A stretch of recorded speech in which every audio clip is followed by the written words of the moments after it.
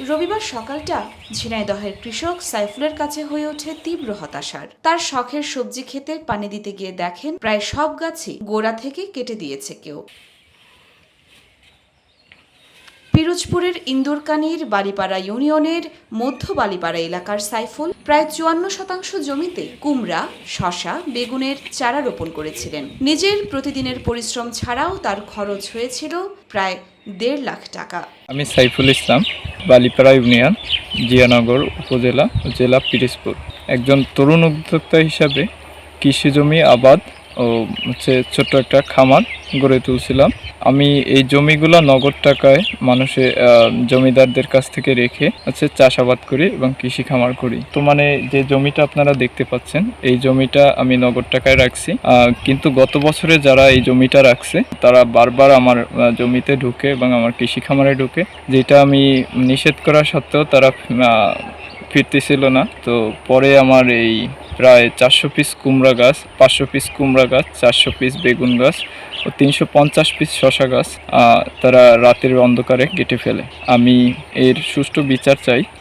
কুমড়া ফল ছিল, তো সেগুলোর দাও দিয়ে দেশীয় অস্ত্র দিয়ে কোপায়ে কোপায়ে নষ্ট করে ফেলছে এবং শসা গাছগুলো সব কেটে ফেলছে এবং শসাগুলো নষ্ট করে ফেলছে। আমি আমাদের প্রশাসন এবং সরকারের কাছে দাবি জানাচ্ছি যে তরুণ উদ্যোক্তাদের প্রতি তাদের জোরালো নজর এবং সহযোগিতা করার জন্য দাবি জানাচ্ছি এবং আমি এর সুষ্ঠু বিচার দাবি জানাচ্ছি প্রশাসনের কাছে এবং সরকারের কাছে। আমার এখানে আনুমানিক ক্ষতি হয়েছে ৩ লক্ষ টাকার মতো। আমি গ্রাম্য আদালতে একটি অভিযোগ দায়ের করছি।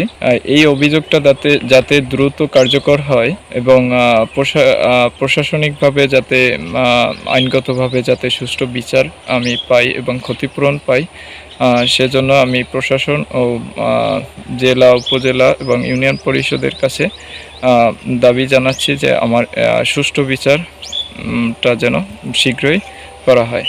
৫৪% জমিতে সব মিলিয়ে কাটা হয়েছে ১,২৫০টি গাছ। এর মাঝে ৫০০টি কুমড়া গাছ, ৩৫০টি শসা গাছ এবং ৪০০টি বেগুন গাছ। এতে তার প্রায় ৩.৫ লক্ষ টাকার ক্ষতি হয়েছে। এই ঘটনায় সাইফুলের সন্দেহ প্রতিবেশী আব্দুর রব হাওলাদারের উপর, যদিও আব্দুর রব হাওলাদার সেই অভিযোগ অস্বীকার করেছেন। এনেও এটা কেটে ফেলার পর তাৎক্ষণিকভাবে স্থানীয় চেয়ারম্যানকে জানাইছেন, স্থানীয় গণ্যমান্য ব্যক্তি, মেম্বার এদেরকে জানাইছেন এবং গ্রাম্য আদালতে উনি একটা অভিযোগ দায়ের করেছেন। অভিযোগ দায়ের করার পরে তাৎক্ষণিকভাবে চেয়ারম্যান সাহেব কিছু ব্যক্তিদের দায়িত্ব দিয়েছেন তদন্ত করার জন্য। আজকে কিছু লোক তদন্তের জন্য সেখানে গেছিল। সরেজমিনে তারা বিষয়টা দেখছেন, তদন্ত করছেন এবং তারা তদন্তের একটা প্রতিবেদন দেবেন, এখনও দেননি আমি যতটুকু জানি। এভাবেই চলতেছে। আসলে তরুণ উদ্যোক্তা, তরুণ যুবক, এদের যে ক্ষতিটা হচ্ছে সেটা অনেক ব্যাপক ক্ষতি এবং একজন সামাজিক অবক্ষয়ের একটা অংশ। এটা কখনো কাঙ্ক্ষিত নয়। এটার সুষ্ঠু তদন্ত হয়ে অপরাধীর সুষ্ঠু বিচার হওয়া এটা খুবই জরুরি। এটা না হলে অপরাধ প্রবণতা আরও বেড়ে যেতে পারে। নাম হচ্ছে মোহাম্মদ আবদুল্লাহ শেখ।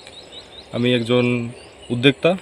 আমার এই জমিটা আমার এই ছোটো ভাই সাইফুল ইসলাম ও এবছর পরীক্ষামূলকভাবে মিষ্টি কুমড়া, তারপরে গিন্নি কুমড়া, তারপরে বেগুন, শসা, খিরাই এগুলো চাষ করছিল পরীক্ষামূলক।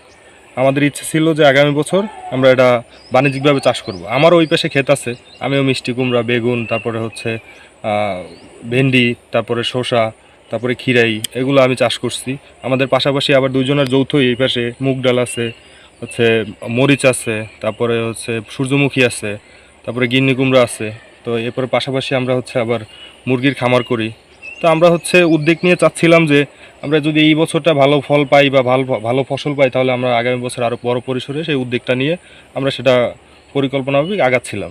কিন্তু এই ছোটো ভাই সাইফুলের গতকালকে সকালবেলা দেখলাম আইসা যে ওর অধিকাংশ মিষ্টি কুমড়া গাছ দুর্বৃত্তরা কেটে দিয়ে গেছে। ফল সহকারে মিষ্টি কুমড়া গাছ, খিরাই গাছ, শসা গাছ, বেগুন গাছ উপরে ফেলে দিয়ে গেছে। তো এভাবে যদি হয় তাহলে তো আমরা এই যুব সমাজ, আমরা এই কৃষি সেক্টরের দিকে অগ্রসর হইতে চাচ্ছিলাম, এটা তো আর হবে না।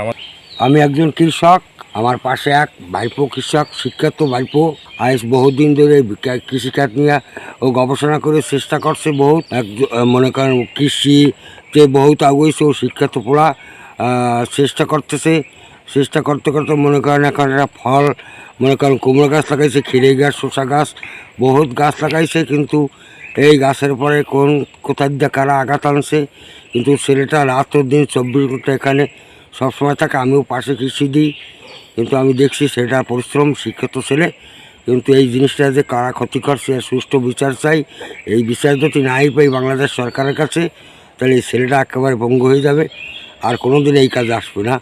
আর উদ্যোক্তা আরও আমাকে ডাক্তারিকা আশেপাশে সবাই রয়েছে যে আপনারাও কৃষিদার আছি, তার 2টা মেশিন গেলছে, সেই 2টা মেশিন দিয়ে আমাকেও সে হেল্প করে, আমাকে পানির ব্যবস্থা করে দেয়, বহুত কষ্ট করতেছে।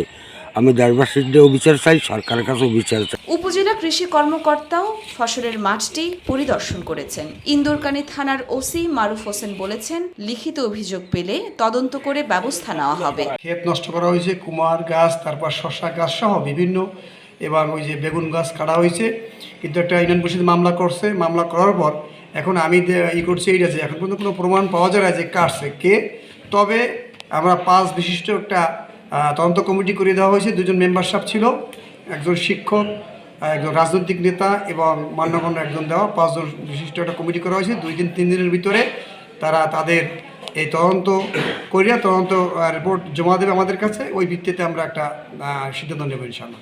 ইয়র্মা শায়ের জাহান, দেশকাল নিউজ।